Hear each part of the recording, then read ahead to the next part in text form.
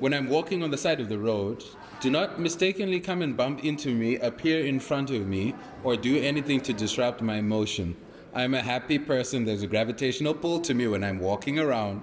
Do not succumb to this gravity and bump into me because I'll be highly offended. Because I'm also trying to get to where I'm getting and I'm trying to avoid you, probably. Not always. If you're my customer, yes, approach me. But, don't bump into me. Secondly, I'm offended when you sort of do something stupid. I'm a person who has high faith in humanity. I did 4 years of full-time charity work instead of university. I'm never going to university because, I won 96 awards, almost 100. At some point, you're overqualified for the damn certificate. But secondly, I'm done with. I feel fed by said charity work. I have a lot of faith in humanity. I think you're badass. So when you do some stupid twit thing, it's offensive to me because I have a high opinion of you. Yeah? And,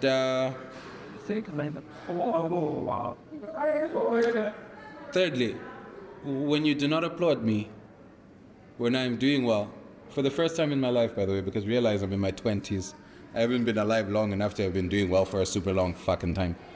If you do not applaud me, I'm highly offended because I worked so hard, god damn it. I worked so hard for this. I've won 96 awards in photography. Most of them are bronze. There's a couple silver ones, and then there's a couple unique awards where it's like expert choice, staff choice, something like this, right? It's not necessarily a gold. Will I get a gold? I might never get a gold. It's so difficult, but I'll tell you what.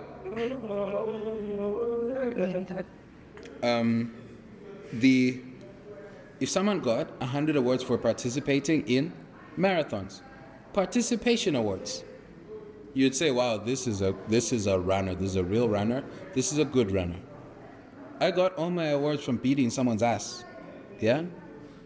So I have an idea about me that, okay, should be